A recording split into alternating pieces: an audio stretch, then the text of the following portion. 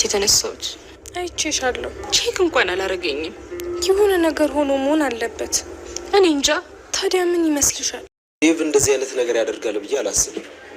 ባንቴሮ አንተ ጋር የመጣሁት የተፈጠረውን ነገር ጠቅላላ ፎርጌት ስለማድረግ ነው። ታቸው ቤት ልገዛበት ያስቀመጥኩትን ብር አንቺ ቢዝነስ ጀመርሽበት፣ ከዛም ከሰርሽ። ግን እኮ ካርታውን አዝሬዋለሁ። ለእሱም ቢሆን ቀስ ብዬ መግዛት እችላለሁ ብለኸኝ ነበር።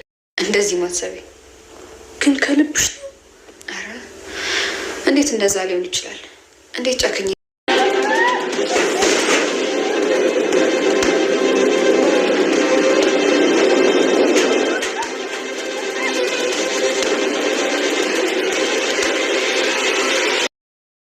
ለሰው መውደቅ ጉድጓድ ስትቆፍር የነበረችው ቤዛ በቆፈረችው ጉድጓድ እራሷ ልትገባ ነው። ከዳዊት የምፈልገውን ነገር አግኝቼ እፈታዋለሁ ስትል የነበረችው ሮዚ ዛሬ ላይ ያልጠበቀችው ነገር ገጥሟታል። ዳዊት ባንተሮን ከዚህ በኋላ ሔዋን አጠገብ እደርሳለሁ ብትል እገልሃለሁ፣ እመነኝ፣ ህይወት ግን ነው የማጠፋው በማለት ዝቶበታል።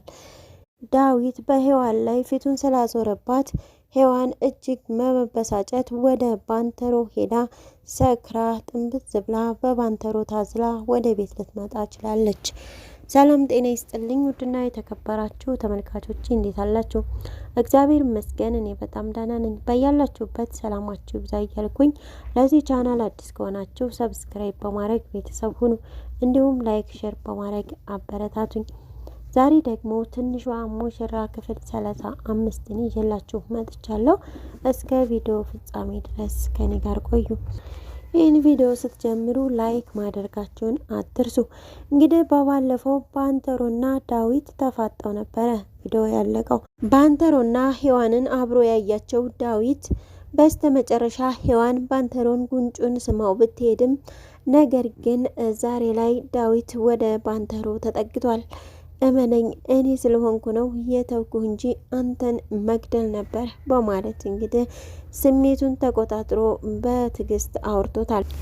ዳዊትም ወደ ባንተሮ በመቅረብ እመነኝ ከዚህ በኋላ የኔ የምላቸው ሰዎች ዙሪያ ባገኝህ እገልሃለሁ በማለት አስፈራርቶታል። አንተንና ሮዚን ለምን እንደተውኳችሁ ታውቃለህ? በእናንተ ደም መጨማለቅ ስለማልፈልግ ነው እንጂ እናንተን አናታችሁን ብዬ ነበረ መግደል የምፈልገው በማለት ነው የተናገረ። ባንተሮም ለምንድን ነው የምትገለን? ይቅርታ አድርገህልን አይደል እንዴ? ለምንድን ነው? ቆይ ምን አደረግኩህ?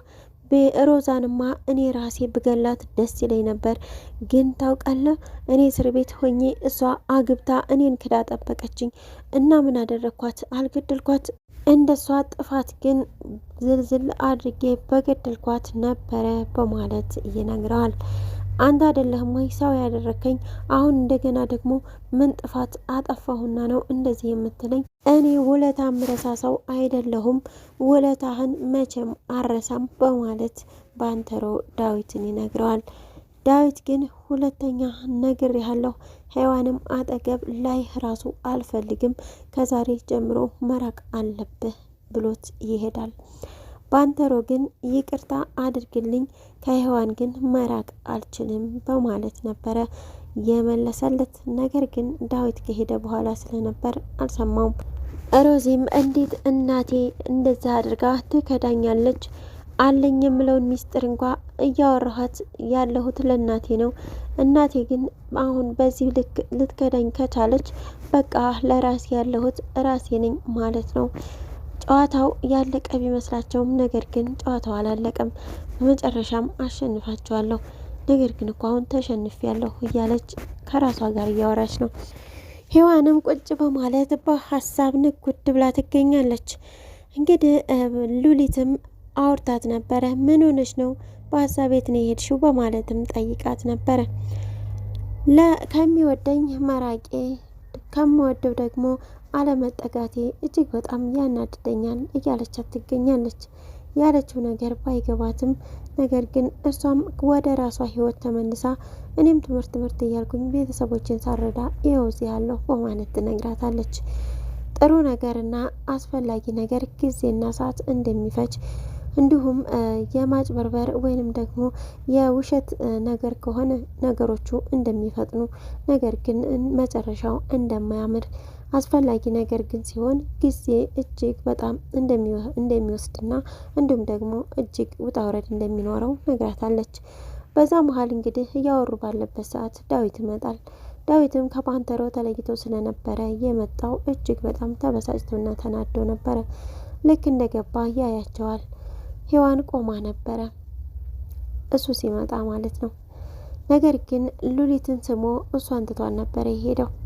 እንዴ የተነሳሁት እኮ ለሱ ነበረ ቢገባው ግን ምንም ሳይለኝ ገባ በማለት ሔዋን ይከፋታል። ሉሊትም እንግዲህ አይዞሽ ምናልባት በሌላ ነገር ተናዶ ሊሆን ይችላል በማለት ብትነግራትም ሔዋን ግን እጅግ በጣም ተበሳጭታ ነበረ። ምን ሆነ ነው ብላ ከመጠየቅ ይልቅ ያደረገችውም እጅግ በጣም አስከፊ ነገር ነው። ዳዊትም ቤት ገብቶ ከተቀመጠ በኋላ ሮዚ ትጠላኛለህ አይደል በማለት ጠይቀው ነበረ። ዝም ቢላትም 2-3 ጥያቄውን ስለደጋገመችው ምን አስበሽ ነው ከዚህ ጊዜ በኋላ እንደወድሽ ገምተሽ ነበር በማለት ይነግራታል። ይህን ሁሉ እያደረግሽብኝ የእውነት የምወድሽ ከሆነ እኔ ፈጣሪ አይደለሁም በማለት ይነግራታል።